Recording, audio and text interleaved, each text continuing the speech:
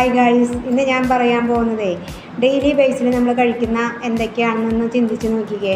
രാവിലെ ബ്രേക്ക്ഫാസ്റ്റിന് പുട്ട്, ഇഡ്ഡലി, ദോശ, അങ്ങനെ കുറേ സാധനങ്ങൾ. ഉച്ചയ്ക്ക് ചോറ്, വൈകുന്നേരം ചോറ്, ഇടനേരങ്ങളിൽ ചായ, കാപ്പി, സ്നാക്സ്, ഇതൊക്കെ നമ്മൾ കഴിക്കുന്നുണ്ട് അല്ലേ. ഇതെല്ലാം നമ്മുടെ ബോഡിയിൽ നിന്ന് എനർജി ആയിട്ട് പോകുന്നുണ്ടോ എന്ന് ചിന്തിച്ച് നോക്കിയേ. പണ്ട് നമ്മൾ ഇതേപോലെ തന്നെയാണ് കഴിച്ചിരുന്നത്. പക്ഷെ അന്ന് എല്ലാം അവരവരുടെ കൈകളിൽ കൂടെ അധ്വാനിച്ചിട്ടാണ് പോയിരുന്നത്. എന്നാൽ ഇന്ന് എല്ലാം മെഷീനറീസാണ് ചെയ്യണത്. അരക്കണത്, തുടയ്ക്കണത്, 2 വീലർ, 4 വീലർ, ഇതെല്ലാം മെഷീനറീസാണ് ചെയ്യണത്.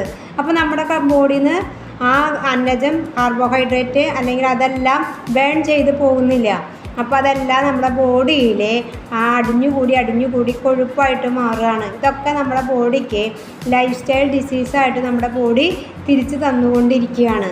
അപ്പോൾ നമ്മൾ എപ്പോഴും ശ്രദ്ധിക്കണം, നമ്മുടെ ബോഡിക്ക് എന്ത് കൊടുക്കണം, എപ്പോൾ കൊടുക്കണം, എങ്ങനെ കൊടുക്കണം എന്നുള്ളത് നമുക്ക് നല്ല അവയർനെസ് എടുക്കണം. Okay, by.